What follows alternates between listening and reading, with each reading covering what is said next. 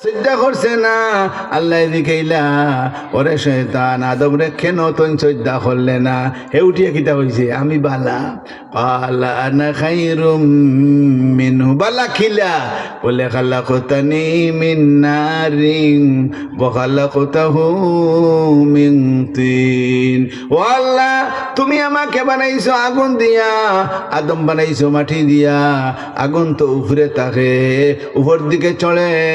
আর মাটি তো নিচের দিকে যায় তো আমি বালা আদম তাকে আমি বালা তাহলে রে ভাই শয়তানের প্রথম যুক্তি যেটা এইটা রে ভাই আল্লাহ বরদাস্ত করছেন না যার কারণে শয়তান আল্লাহর দরগার তাকিয়া বারোইয়া ইচ্ছে রে ভাই তাহলে বুঝা গেল সকল যুক্তির মধ্যে মুক্তি নাই মুক্তির মধ্যে মুক্তি নাই এই যুক্তির মধ্যে মুক্তি যে যুক্তি কোরআন হাদিসে সমর্থন করে ও আমার ভাইরা উলামায়ে কেরাম যখন হইবা উলামায়ে কেরাম